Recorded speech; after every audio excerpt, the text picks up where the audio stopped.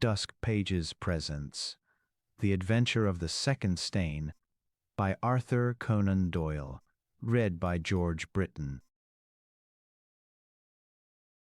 It was, then, in a year, and even in a decade, that shall be nameless, that upon Tuesday morning in autumn we found two visitors of European fame within the walls of our humble room in Baker Street.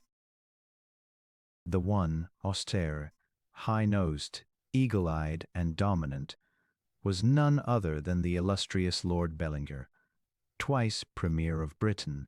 The other, dark, clear-cut, and elegant, hardly yet of middle age, and endowed with every beauty of body and of mind, was the Right Honourable Trelawney, Secretary for Foreign Affairs, and the most rising statesman in the country. They sat side by side upon our paper-littered settee, and it was easy to see, from their worn and anxious faces, that it was business of the most pressing importance which had brought them.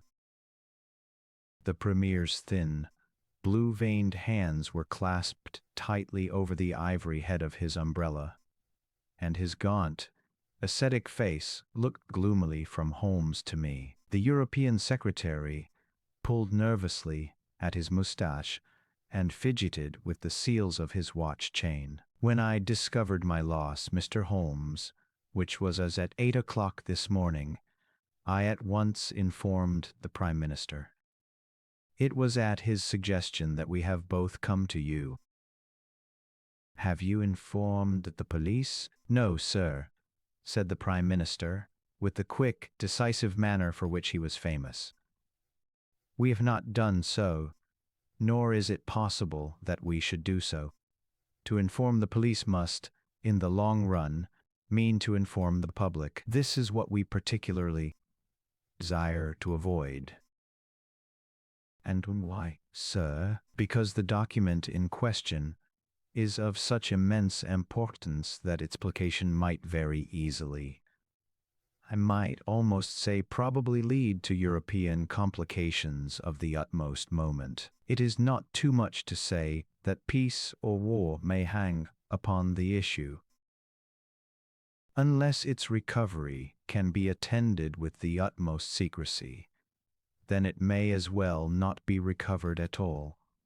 For all that is aimed at by those who have taken it is that its contents should be generally known. I understand. Now, Mr. Trelawney, hope, I should be much obliged if you knew exactly the circumstances under which this document disappeared. That can be done in a very few words, Mr. Holmes. For it was a letter from a foreign potentate, was received 6 days ago. It was of such importance that I have left it in my safe, but I have taken it across each evening to my house in Whitehall Terrace, and kept it in my bedroom in a locked dispatch box. It was there last night. Of that I am certain. I actually opened the box while I was dressing for dinner, and saw the document inside. This morning it was gone. The dispatch box had stood the glass upon my dressing table all night. I am a light sleeper, and so is my wife. We are both prepared to swear that no one could have entered the room during the night. And yet, I repeat that the paper is gone. What time did you dine? 7:30. How long was it before you went to bed? My wife had gone to the theatre. I waited up for her. It was 11:30 before we went to our room. Then for 4 hours the dispatch box had lain unguarded. No one is ever permitted to enter that room save the housemaid in the morning, and my valet or my wife's maid. During the rest of the day, they are both trusty servants who have been with us for some time.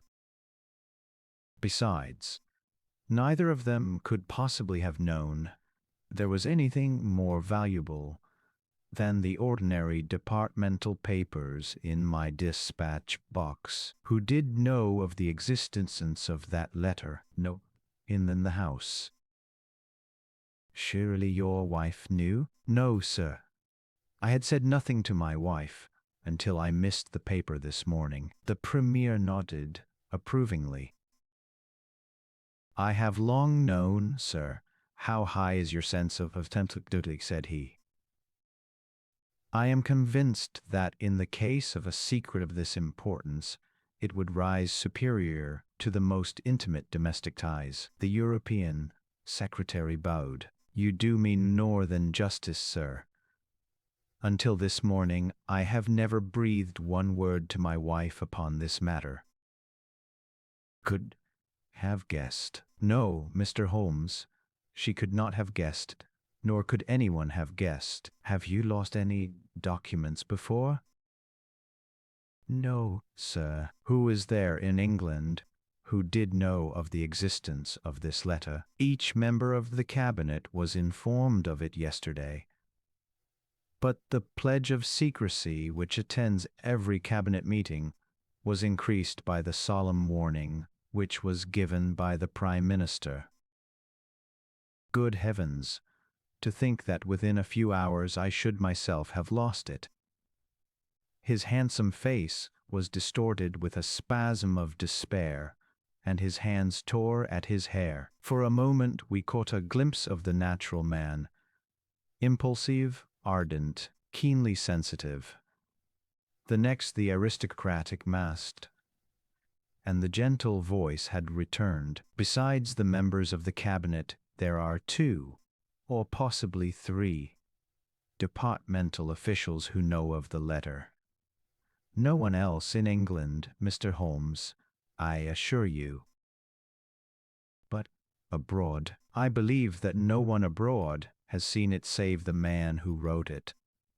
I am well convinced that his ministers, that the usual official channels have not been employed. Holmes considered for some little time.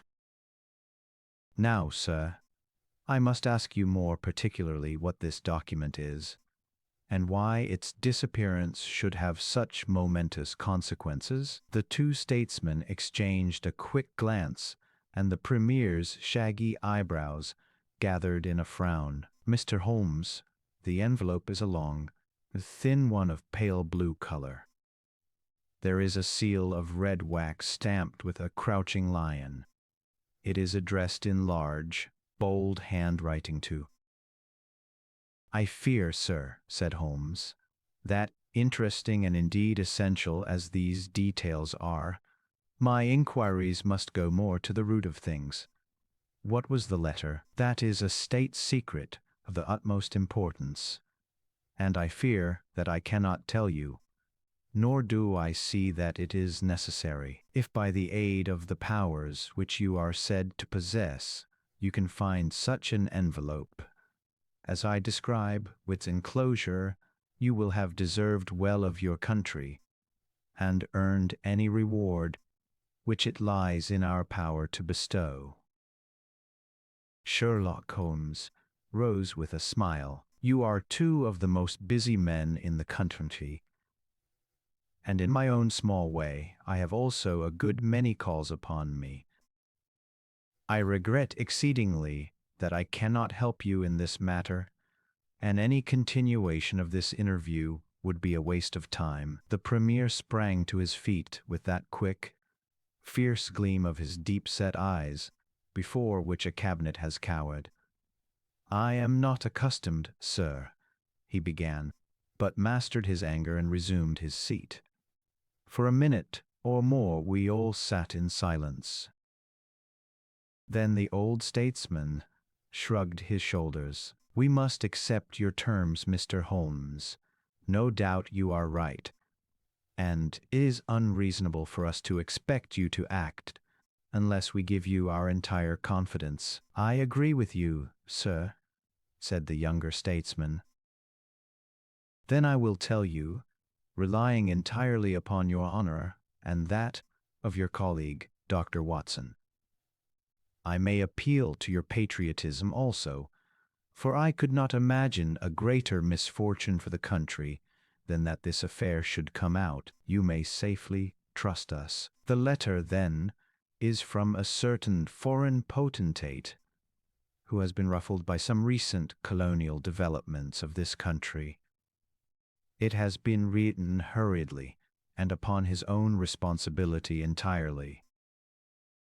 Inquiries have shown that his ministers know nothing of the matter. At the same time, it is couched in so unfortunate a manner, and certain phrases in it are of so provocative a character, that its publication would undoubtedly lead to a most dangerous state of feeling in this country. There would be such a ferment, sir, that I do not hesitate to say that within a week of the publication of that letter this country would be involved in a war. Holmes a name upon a slip of paper and handed it to the Premier. Exactly. It was he. And it is this letter which may well mean the expenditure of 1,000 millions and the lives of 100,000 men, which has become lost in this unaccountable fashion. Have you informed the sender? Yes, sir. A cipher telegram has been dispatched. Perhaps he desires publication of the letter. No, sir.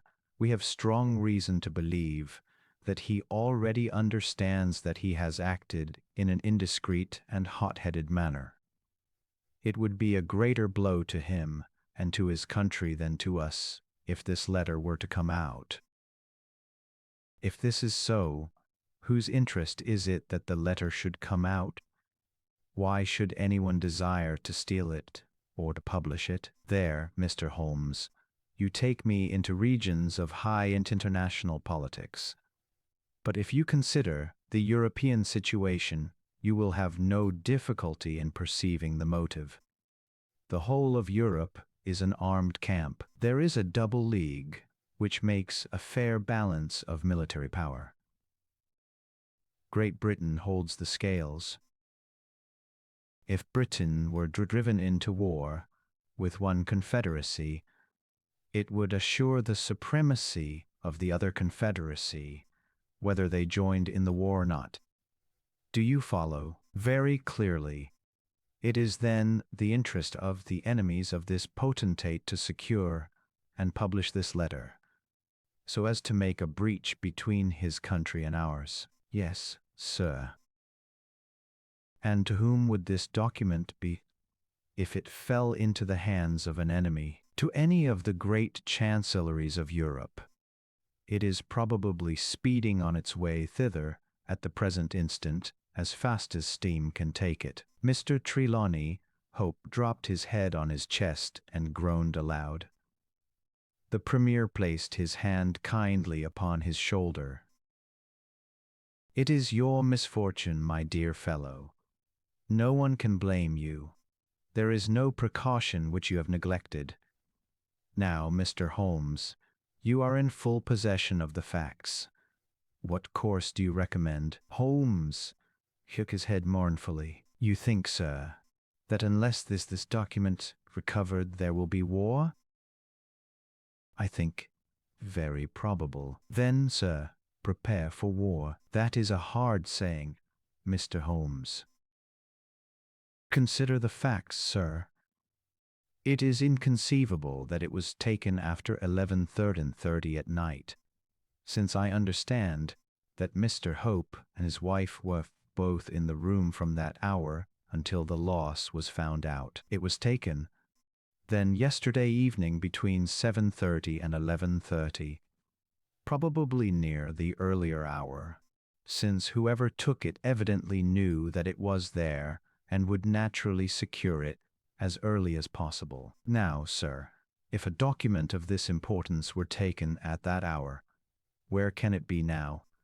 No one has any reason to retain it. It has been passed rapidly on to those who need it. What chance have we now to overtake or even to trace it? It beyond our reach. The Prime Minister rose from the settee. What you say is perfectly logical, Mr. Holmes. I feel that the matter is indeed out of our hands. Let us presume, for argument's sake, that the document was taken by the maid or by the valet. They are both old and tried servants. I understand you to say that your room is on the second floor, that there is no entrance from without, and that from when no one could go up unobserved. It must, then, be somebody in the house who has taken it. To whom would the thief take it? To one of several international spies and secret agents, whose names are tolerably familiar to me. There are three who may be said to be the heads of their profession. I will begin my research by going round and finding if each of them is at his post. If one is missing, especially if he has disappeared since last night, we will have some indication as to where the document has gone. Why should he be missing? Asked the European secretary. He would take the letter to an embassy in London, as likely as not. I fancy not. These agents work independently, and their relations with the embassies are often strained. The Prime Minister nodded his acquiescence. I believe you are right, Mr. Holmes. He would take so valuable a prize to headquarters with his own hands. I think that your course of action is an excellent one. Meanwhile, hope we cannot neglect all our other duties on account of this one misfortune. Should there be any fresh developments during the day, we shall communicate with you, and you will no doubt let us know the results of your own inquiries. The two statesmen bowed and walked gravely from the room. When our illustrious visitors had departed, Holmes lit his pipe in silence and sat for some time lost in the deepest thought. I had opened the morning paper and was immersed in a sensational crime which had occurred in London the night before, when my friend gave an exclamation, sprang to his feet, and laid his pipe down upon the mantelpiece. Yes, said he, there is no better way of approaching it. The situation is desperate, but not hopeless. Even now, if we could be sure which has taken it, it is just possible that it has not yet passed out of his hands. After all, is a question of money with these fellows, and I have behind me on the mark by it. If it means another penny on the income tax, it is conceivable that the fellow might hold it back to see what bids come from this side before he tries his luck on the other. There are only those three capable of playing so bold a game. There are Oberstein, Laroutière, and Eduardo Lucas. I will see each of them at my morning paper. Is that Eduardo Lucas of Godolphin Street? Yes. You will not see him. Why not? He was murdered in his house last night. My friend has so often astonished me in the course of our adventures that it was with a sense of exultation that I realized how completely I had astonished him. He stared in amazement, and then snatched the paper from my hands. This was the paragraph which I had been engaged in reading when he rose from his chair. Murder, Westminster. A crime of mysterious character was committed last night at 16 Godolphin Street, one of the old-fashioned and secluded rows of 18th century houses which lie between the river and the Abbey, almost in the shadow of the great tower of the Houses of Parliament. This small but select mansion has been inhabited some years by Mr. Eduardo Lucas, well known in society circles, both on account of his charming personality and because he the well-deserved reputation of being one of the best amateur tenors in the country. Mr. Lucas is an unmarried man, 34 years of age, and his establishment consists of Mrs. Pringle, an elderly housekeeper, and of Mitten, his valet. The former retires early and sleeps at the top of the house. The valet was out for the evening, visiting a friend at Hammersmith. From 10 o'clock onwards Mr. Lucas had the house to himself. What occurred during that time has not yet transpired, but at 11:45 Police Constable Barrett, passing along Godolphin Street, observed that the door of No. 16 was ajar. He knocked, but received no answer. Perceiving a light in the front room, he advanced into the passage and again knocked, but without reply. He then pushed open and entered. The room was in a state of wild disorder, the furniture being all swept to one side, and one chair lying on its back in the center.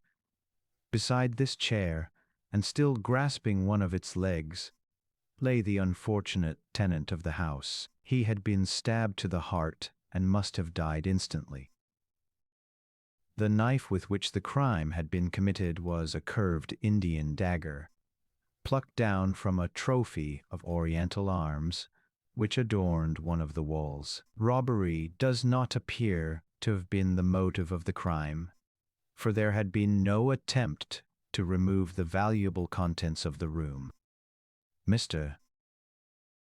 Eduardo Lucas was so well known and popular that his violent and mysterious fate will arouse painful interest and intense sympathy in a widespread circle of friends. "Well, Watson, what do you make of this?" asked Holmes, after a long pause. "It is an amazing coincidence." "A coincidence. Here is one of the three men whom we had named as possible actors in this drama, and he meets a violent death during the very hours when we know that that drama was being enacted. The odds are enormous against its being coincidence. No figures could express them. No, my dear Watson, the two events are connected, must be connected. It is for us to find the connection. But now, the police must know all." "Not at all. They know all they see at Godolphin Street. They know, and shall know nothing of Whitehall Terrace.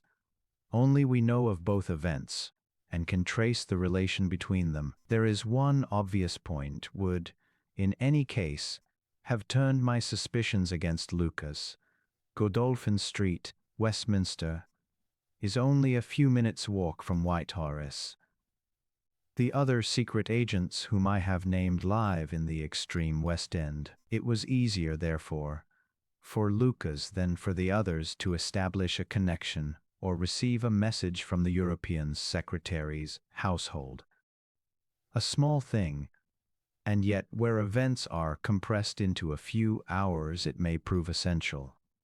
Halloa! What have we here?" Mrs. Hudson had appeared with a lady's card upon her salver. Holmes glanced at it, raised his eyebrows, and handed it over to me. "Ask Lady Hilda Trelawney if she will be kind enough to step up," said he. I had often heard of the beauty of the youngest daughter of the Duke of Belminster, but no description of it, and no contemplation of colorless photographs, had prepared me for the subtle, delicate charm and the beautiful coloring of that exquisite head. And yet, as we saw it that autumn morning, it was not its beauty which would be the first thing to impress the observer. The cheek was lovely, but it was paled with emotion. The eyes were bright, but it was the brightness of fever. The sensitive mouth was tight and drawn in an effort after self-command. Terror, not beauty, what burst to the eye as our fair visitor stood framed for an instant in the open door. "Has my husband been here, Mr. Holmes?" "Yes, madam, he has been here." "Mr. Holmes, I implore you not to tell him that I came here." Holmes bowed coldly and motioned the lady to a chair. "Your ladyship places me in a very delicate position. I beg that you will sit down and tell me what you desire, but I fear that I cannot make any unconditional promise." She swept across the room and seated herself with her back to the window. It was a queenly presence, tall, graceful, and intensely womanly. "Mr. Holmes," she said, and her white-gloved hands clasped and unclasped as she spoke, "I will speak frankly to you, that it may induce you to speak frankly in return. There is complete confidence between my husband and me on all matters save one. That one is politics. On this his lips are sealed. He tells me nothing. Now, I am aware that there was a most deplorable occurrence in our house last night. I know that a paper has disappeared. But because the matter is political, my husband refuses to take me into his complete confidence. Now it is essential, I say, that I should thoroughly understand it. You are the only other person, save only these politicians, who knows the true facts. I beg you, then, Mr. Holmes, to tell me exactly what has happened and what it will lead to. Tell me all, Mr. Holmes. Let no regard for your client's interests keep you silent, for I assure you that his interests, if he would only see it, would be best served by taking me into his complete confidence. What was this paper which was stolen? Madam, you ask me is really impossible." She groaned and sank her face in her hands. "You must see that this is so, madam. If your husband thinks fit to keep you in the dark over this matter, is it for me, who has only learned the true facts under the pledge of professional secrecy, to tell what he has withheld? It is not fair to ask it. It is him whom you must ask." "I have asked him. I come to you as a last resource. But without your telling me anything definite, Mr. Holmes, you may do a great service if you would enlighten me on one point." "What is, madam, is my husband's political career likely to suffer through this incident?"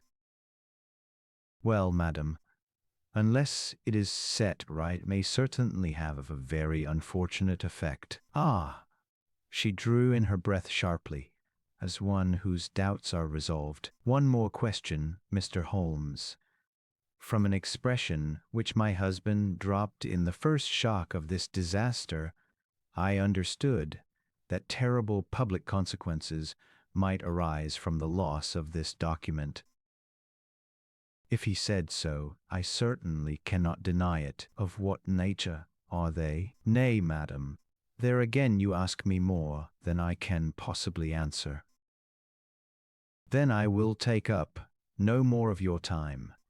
I cannot blame you, Mr. Holmes, for having refused to speak more freely, and you on your side will not, I am sure, think the worse of me, because I desire, even against his will, to share my husband's anxieties.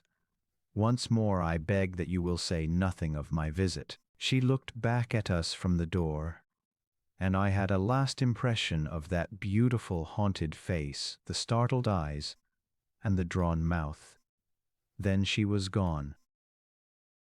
"Now, Watson, the fair sex is your department," said Holmes, with a smile, when the dwindling frou-frou of skirts had ended in the slam of the front door.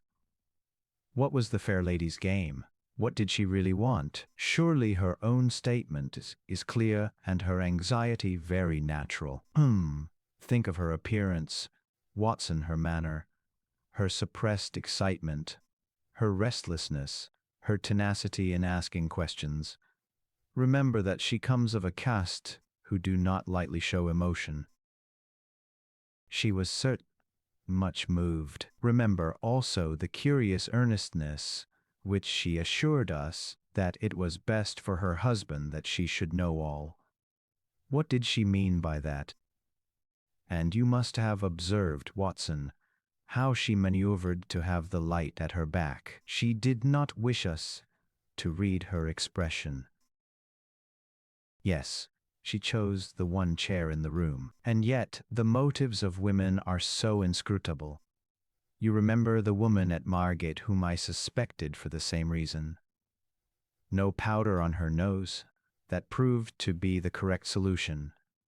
How can you build on such a quicksand? Their most trivial action may mean volumes, or their most extraordinary conduct may depend upon a hairpin or a curling tongs. Good morning, Watson.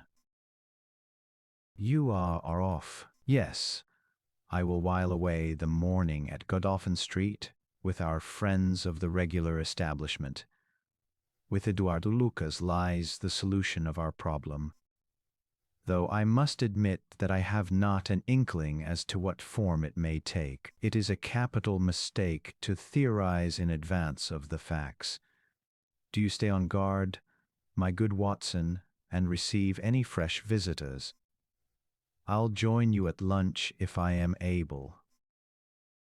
All that day and the next Holmes was in a mood which his friends would call taciturn, and others morose. He ran out and ran in, smoked incessantly, played snatches on his violin, sank into reveries, devoured sandwiches at irregular hours, and hardly answered the casual questions which I put to him. It was evident to me that things were not going well, or his quest. He would say nothing of the case, and it's from the papers that I learned the particulars of the inquest, and the arrest with the subsequent release of John Mitten, the valet of the deceased. The coroner's jury brought in the obvious willful murder, but the parties remained as unknown as ever. No motive was suggested. The room was full of articles of value, but none had been taken. The dead man's papers had not been tampered with. They were carefully examined and showed that he was a keen student of international politics, an indefatigable gossip, a remarkable linguist, and an untiring letter writer. He had been on intimate terms with the leading politicians of several countries. But nothing sensational was discovered among the documents which filled his drawers. As to his relations with women, they appeared to have been promiscuous but superficial. He had many acquaintances among them, but few friends, and no one whom he loved. His habits were regular, his conduct inoffensive. His death was an absolute mystery, and likely to remain so. It is true that he started home at an hour which should have brought him to Westminster before the time when the crime was discovered. But his own explanation that he had walked part of the way seemed probable enough in view of the fineness of the night.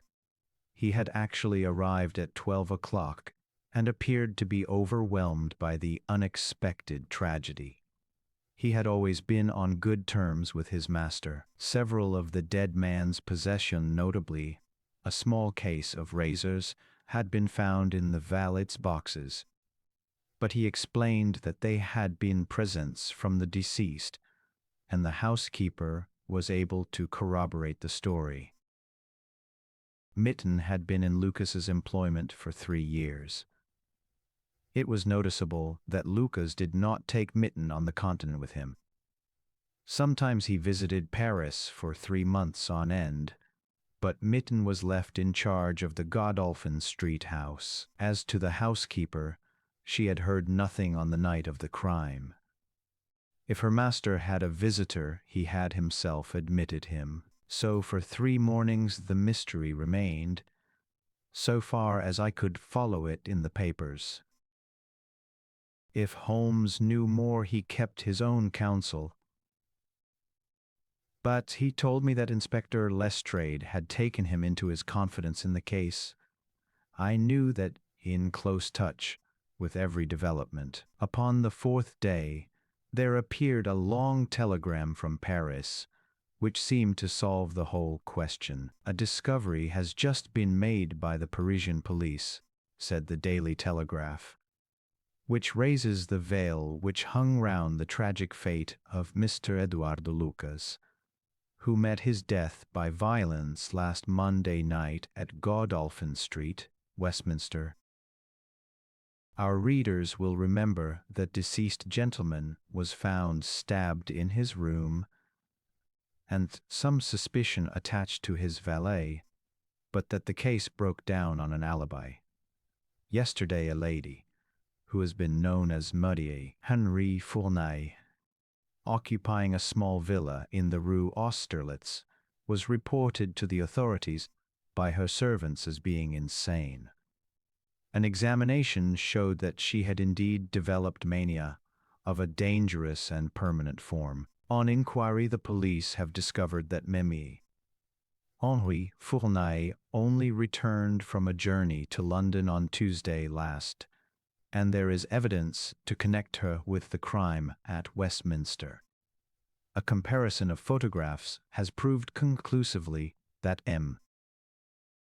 Henri Fournay and Eduardo Lucas were really one and the same person, and that the deceased had for some reason lived a double life in London and Paris. Mme. Fournay, who is of Creole origin, is of an extremely excitable nature, and has suffered in the past from attacks of jealousy which have amounted to frenzy. Her movements upon the Monday night have not yet been traced, but it is undoubted that a woman answering to her description attracted much attention at Charing Cross Station on Tuesday morning by the wildness of her appearance and the violence of her gestures. It is probable, therefore, that the crime was either committed when insane, or that its immediate effect was to drive the unhappy woman out of her mind. At present she is unable to give any coherent account of the past, and the doctors hold out no hopes of the re-establishment of her reason. There is evidence that a woman, who might have been Mlle. Fournay, was seen for some hours on Monday night watching the house in Godolphin Street. What do you think of that, Holmes? I had read the account aloud to him while he finished his breakfast. My dear Watson, said he, as he rose from the table and paced up and down the room, you are most long-suffering, but if I have told you nothing in the last 3 days, it is because there is nothing to tell. Even now this report from Paris does not help us much. Surely it is final regards the man's death. The man's death is a mere incident, a trivial episode in comparison with our real task, which is to trace this document and save a European catastrophe. Only one important thing has happened in the last 3 days, and that is that nothing has happened. I get reports almost hourly from the government, and it is certain that nowhere in Europe there any sign of trouble. Now, if this letter were loose, no, can't be loose. But if it isn't loose, where can it be? Who has it? Why is it held back? That's the question that beats in my brain like a hammer. Was it, indeed, a coincidence that Lucas should meet his death on the night when the letter disappeared? Did the letter ever reach him? Why is it not among his papers? Did this mad wife of his carry it off with her? If so, is it in her house in Paris? How could I search for it without the French police having their suspicions aroused? It is a case, my dear Watson, where the law is as dangerous to us as the criminals are. Every man's hand is against us, and yet the interests at stake are colossal. Should I bring it to a successful conclusion, It will certainly represent the crowning glory of my career. Ah, here is my latest from the front. He glanced hurriedly at the note which had been handed in. Halloa. Lestrade seems to have observed something of interest. Put on your hat, Watson, and we will stroll down together to Westminster. It was my first visit to the scene of the crime. A high, dingy, narrow-chested house, prim, formal, and solid, like the century which gave it birth. Lestrade's bulldog features gazed out at us from the front window, and he greeted us warmly when a big constable had opened the door and let us in. The room into which we were shown was that in which the crime had been committed, but no trace of it now remained, save an ugly, irregular stain upon the carpet. This carpet was a small square drugget in the center of the room, surrounded by a broad expanse of beautiful, old-fashioned wood flooring in square blocks, highly polished. Over the fireplace was a magnificent trophy of buns, one of which had been used on that tragic night. In the window was a sumptuous writing desk, and every detail of the apartment, the pictures, the rugs, and the hangings, all pointed to a taste which was luxurious to the verge of effeminacy. "Seen the Paris news?" asked Lestrade. Holmes nodded. Our French friends seem to have touched this time. No doubt it's just as they say. She knocked at the door surprise visit, I guess, for he kept his life in watertight compartments. He let her in, couldn't keep her in the street. She told him how she had traced him, reproached him, one thing led to another, and then with that dagger so handy the end soon came. It wasn't all done in an instant, though, for these chairs were all swept over yonder, and he had one in his hand if he had told her off with it. We've got it all clear as if we had seen it. Holmes raised his eyebrows. And yet you have sent for me. Ah, yes, that's another matter. A mere trifle, but the sort of thing you take an interest in. Queer. You know, what you might call freakish. It has nothing to do with the main fact, can't have on the face of it. What is it, then? Well, you know, after a crime of this sort, we are very careful to keep things in their position. Nothing has been moved. Officer in charge here day and night. This morning, as the man was buried and the investigation over so far as this room is concerned, we thought we could tidy up a bit. This carpet, you see, it is not fastened down, only just laid there. We had occasion to raise it. We found, yes, you found. Holmes's face grew tense with anxiety. Well, I'm sure you would never guess in 100 years what we did find. You see that stain on the carpet? Well, great deal must have soaked through.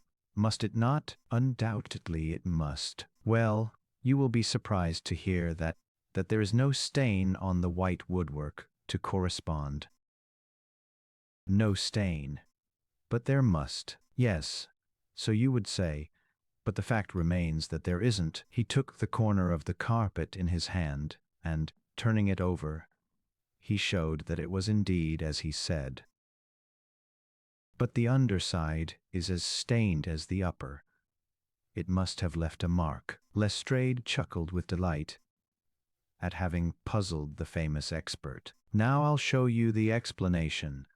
There is a second stain, but it does not correspond with the other. See for yourself. As he spoke, he turned over another portion of the carpet, and there, sure enough, was a great crimson spill upon the square white facing of the old-fashioned floor. What do you make of that, Mr. Holmes? Why, it is simple enough. The two stains did correspond, but the carpet has been turned round, as it was square, and unfastened it was easily done. The official police don't need you, Mr. Holmes, to tell them that must have been turned round. That's clear enough, for the stains lie above each other, if you lay it over this way. But what I want to know is who shifted the carpet and why. I could see from Holmes' rigid face that he was vibrating with inward excitement. Look here, Lestrade, said he. Has that constable in the passage been in charge of the place all the time? Yes, has. Well, take my advice. Examine him carefully. Don't do it before us. We'll wait here. You take him into the back room, you'll be more likely to get a confession out of him alone. Ask him how he dared to admit people and leave them alone in this room. Don't ask him if he has done it. Take it for granted. Tell him you know someone has been here. Press him. Tell him that a full confession is his only chance of forgiveness. Do exactly what I tell you. By George, if he knows I'll have it out of him, cried Lestrade. He darted into the hall, and a few moments later his bullying voice sounded from the back room. Now, Watson, now, cried Holmes, with frenzied eagerness. All the demoniacal force of the man behind that listless manner burst out in a paroxysm of energy. He tore the drugget from the floor, and in an instant down on his hands and knees, clawing at each of the squares of wood beneath it. Turned sideways as he dug his nails into the edge of it. It hinged back like the lid of a box. A small black cavity opened beneath it. Holmes plunged his eager hand into it, and drew it out with a bitter snarl of anger and disappointment. It was empty. Quick, Watson, quick! Get it back again. The wooden lid was replaced, and the drugget had only just been drawn straight when Lestrade's voice was heard in the passage. He found Holmes leaning languidly against the mantelpiece, resigned and patient, endeavoring to conceal his irrepressible yawns. Sorry to keep you waiting, Mr. Holmes. I can see that you are bored to death with the whole affair. Well, he has confessed, all right. Come in here, Macpherson. Let these gentlemen hear of your most inexcusable conduct. The big constable, very hot and penitent, sidled into the room. I meant no harm, sir, I'm sure. The young woman came to the door last evening, mistook the house, she did. And then we got talking. It's lonesome when you're on duty here all day.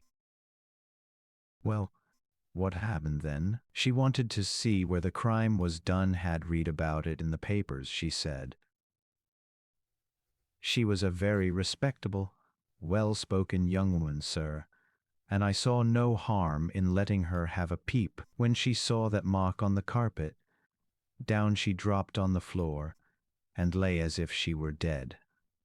I ran to the back and got some water, but I could not bring her to. Then I went round the corner to the ivy plant for some brandy. And by the time I had brought it back, the young woman had recovered and was off ashamed of herself, I dare say, and dared not face me. How moving, that drugget. Well, sir, it was a bit rumpled, certainly, when I came back. You see, she fell on it, and it lies on a polished floor with nothing to keep it in place. I straightened it out afterwards.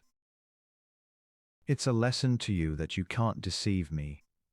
Constable Macpherson, said Lestrade, with dignity, no doubt you thought that your breach of duty could never be discovered, and yet a mere glance at that drugget was enough to convince me that someone had been admitted to the room. It's lucky for you, my man, that nothing is missing, or you would find yourself in Queer Street. I'm sorry to have called you down over such a petty business, Mr. Holmes, but I thought that the point of the second stain not chorus. corresponding with the first would interest you. Certainly, it was most interesting. Has this woman only been here once, Constable? Yes, sir. Only once. Who was she? Don't know the name, sir. Was answering an advertisement about typewriting, and came to the wrong number. Very pleasant, genteel young woman, sir. Tall, handsome. Yes, sir. She was a well young woman. I suppose you might say she was handsome. Perhaps some would say she was very handsome. Officer, do let me have a peep, says she. She had pretty, coaxing ways, as you might say, and I thought there was no harm in letting her just put her head through the door. She dressed. Quiet. Long mantle down to her feet. What time was it? It was just growing dusk at the time. They were lighting the lamps as I came back with the brandy. Very good, said Holmes. Come, Watson, I think that we have more important work elsewhere. As we left the house, Lestrade remained in the front room, while the repentant constable opened the door to let us out. Holmes on the step, and held up something in his hand. The constable stared intently. Good Lord, sir, he cried, with amazement on his face. Holmes put his finger on his lips, replaced his hand in his breast pocket, and burst out laughing as we turned down the street. Excellent, said he. You will be relieved to hear that there will be no war, that the Right Honorable Trelawney Hope will suffer no setback in his brilliant career, that the indiscreet sovereign will receive no punishment for his indiscretion, that the Prime Minister will have no European complication to deal with, and that with a little tact and management, our part, nobody will be a penny the worse for what might have been a very ugly incident. My mind filled with admiration for this extraordinary man. You have solved it, I cried. Hardly that, Watson. There are some points which are as dark as ever. But we have so much that it will be our own fault if we cannot get the rest. We will go straight to Whitehall Terrace and bring the matter to a head. When we arrived at the residence of the European Secretary, it's for Lady Hilda Trelawney Hope that Sherlock Holmes inquired. We were shown into the morning room. Mr. Holmes, said the lady, and her face was pink with her indignation. This is surely most unfair and ungenerous upon your part. I desired, as I have explained, to keep my visit to you a secret, lest my husband thud think that I was intruding into his affairs. And yet you compromise me by coming here, and so showing there are business relations between us. Unfortunately, madam, I had no possible alternative. I have been commissioned to recover this immensely important I must therefore ask you, madam, to be kind enough to place it in my hands. The lady sprang to her feet, with the color all dashed in an instant from her beautiful face. Her eyes glazed. She tottered. I thought that she would faint. Then, with a grand effort, she rallied from the shock, and a supreme astonishment and indignation chased every other expression from her features. You, Mr. Holmes. Come, madam, it is useless. Give up the letter. She darted to the bell. The butler shall show you out. Do not ring, Lady Hilda. If you do, then all my earnest efforts to avoid a scandal will be frustrated. Give up the letter and all will be set right. If you will work with me, I can arrange everything. If you work against me, I must expose you. She stood grandly defiant, a queenly figure, her eyes fixed upon his as if she would read his very soul. Her hand was on the bell, but she had forborne to ring it. "You are trying to frighten me. It is not a very manly thing, Mr. Holmes, to come here and browbeat a woman. You say that you know something. What is it that you know?" "Pray sit down, madam. You will hurt yourself there if you fall. I will not speak until you sit down. Thank you. I give you 5 minutes, Mr. Holmes. One is enough. Lady Hilda, I know of your visit to Eduardo Lucas, of your giving him this document, of your ingenious return to the room last night, and of the manner in which you took the letter from the hiding place under the carpet."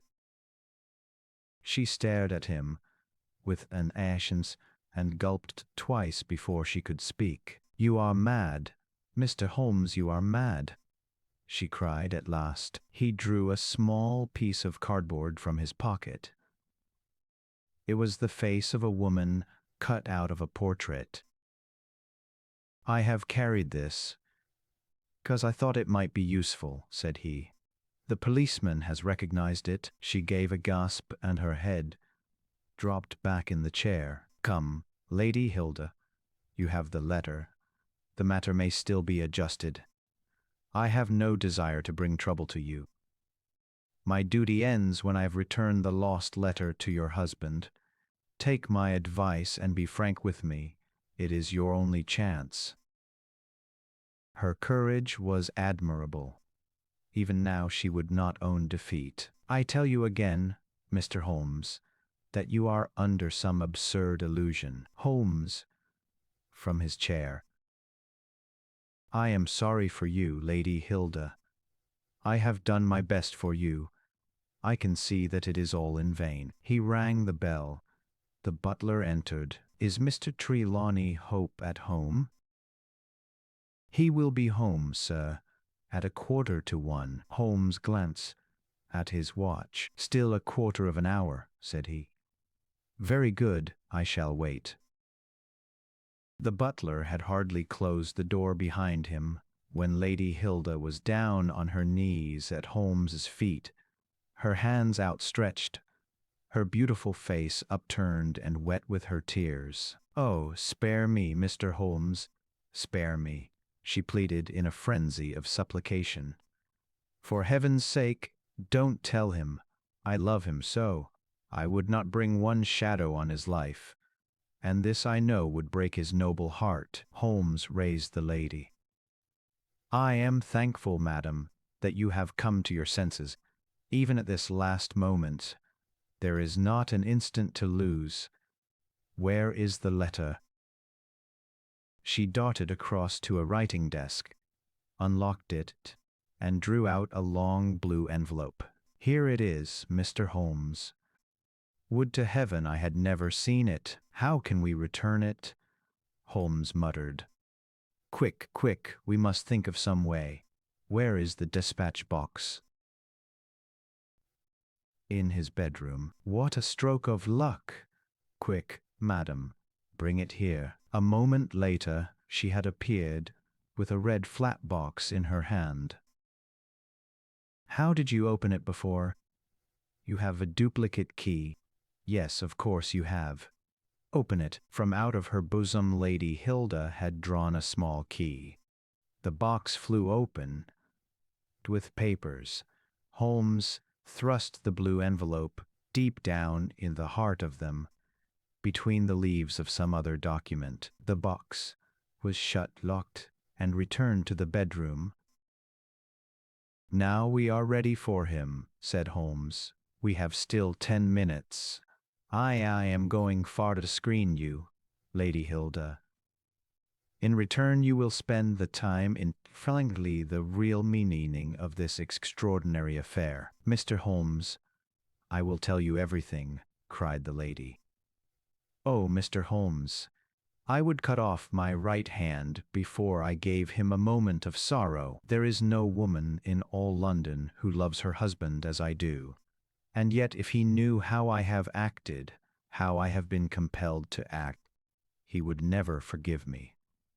For his own honor stands so high that he could not forget or pardon a lapse in another. Help me, Mr. Holmes.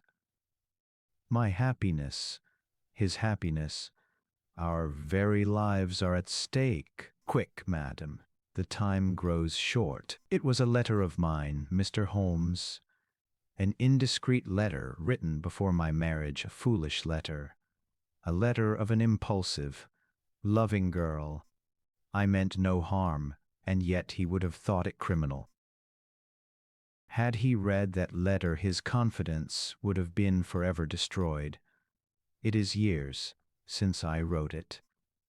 I had thought that the whole matter was forgotten. Then at last I heard from this man that it had passed into his hands, and that he would lay it before my husband. I implored his mercy. He said that he would return my letter if I would bring him a certain document, which he described in my husband's dispatch box.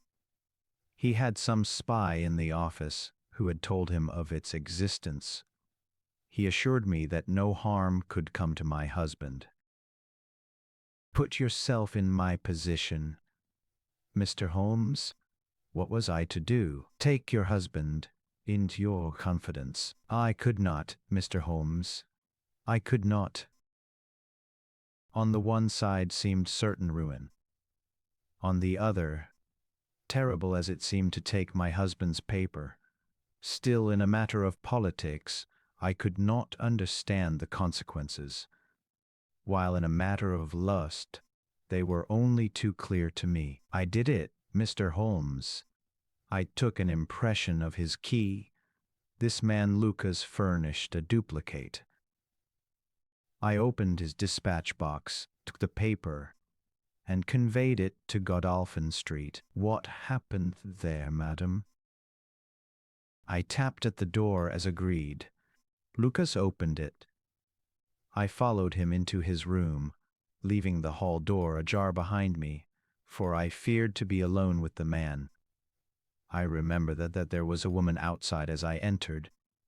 Our business was soon done. He had my letter on his desk. I handed him the document.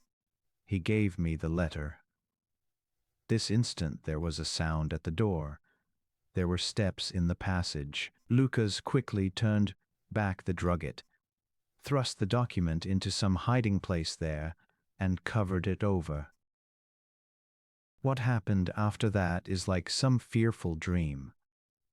I have a vision of a dark, frantic face, of a woman's voice, which screamed in French, "My waiting is not in vain. At last, I have found you with her." There was a savage struggle. I saw him with a chair in his hand.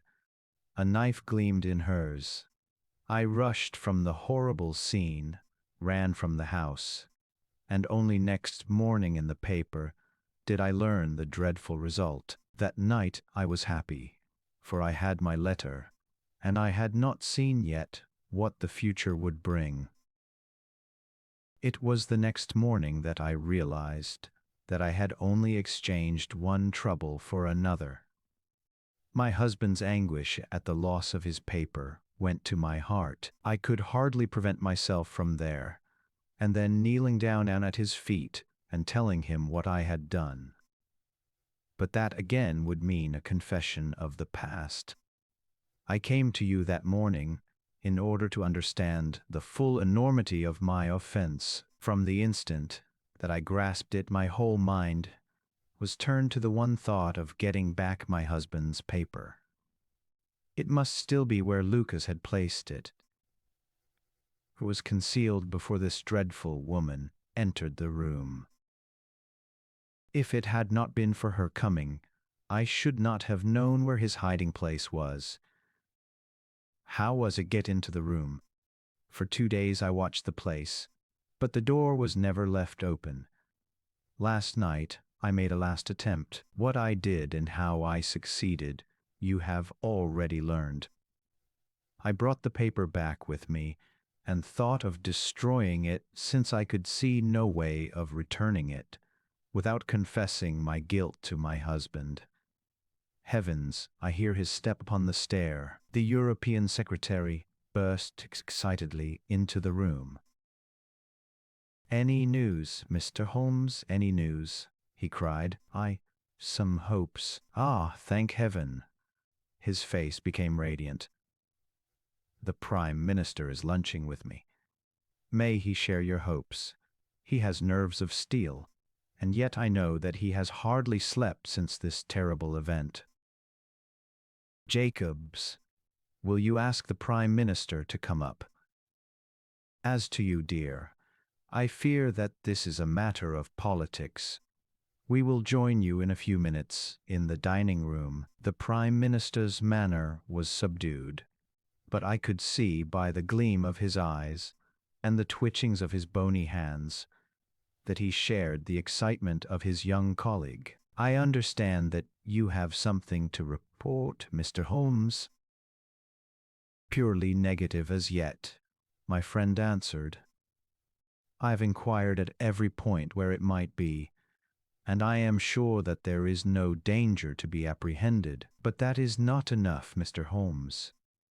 We cannot forever on such a volcano. We must have something definite. I am in hopes of getting it. That is why I am here. The more of the matter, the more convinced I am that the letter has never left this house. Mr. Holmes, if it had, would certainly have been public by now. But why should anyone take it in order to keep it in his house? I am not convinced that anyone did take it. Then how could it leave the dispatch box? I am not convinced that it ever did leave the dispatch box. Mr. Holmes, this joking is very ill-timed. You've my assurance that it left the box. Have you examined the box since Tuesday morning? No, it was not necessary. You may conceivably overlooked it. Impossible, I say, but I am not convinced of it. I have known such things to happen. I presume there are other papers there. It may have got mixed with them. It was on the top. Someone may have shaken the box and displaced it. No, I had everything out. Surely it is easily decided. Hope, said the Premier. Let us have the dispatch box brought in. The secretary rang the bell. Jacobs, bring down my dispatch box. This is a farcical waste of time, but still, if nothing else will satisfy you, it shall be done. Thank you, Jacobs. Put it here. I have always had the key on my watch chain. Here are the papers, you see. Letter from Lord Merrow. Report from Sir Charles Hardy. Memorandum from Belgrade. Note on the Russo-German grain taxes. Letter from Madrid. Note from Lord Flower's Good Heavens. What is this? Lord Bellinger. Lord Bellinger. The Premier's. The blue envelope from his hand. Yes, it is it, and the letter is intact. Hope, I congratulate you. Thank you. Thank you. What a weight from my heart. But this is as inconceivable impossible. Mr. Holmes, you are a wizard, a sorcerer. How did you know it was there? Because I knew it was nowhere else. I cannot believe my eyes. He ran wildly to the door. Where is my wife? I must tell her that all is well. Hilda, we heard his voice on the stairs. The Premier looked at Holmes with twinkling eyes. Come, sir, said he. There is more in this than meets the eye. How came the letter back in the box? Holmes turned away smiling from the keen scrutiny of those wonderful eyes. We also have our diplomatic secrets, said he, and picking up his hat, he turned to the door.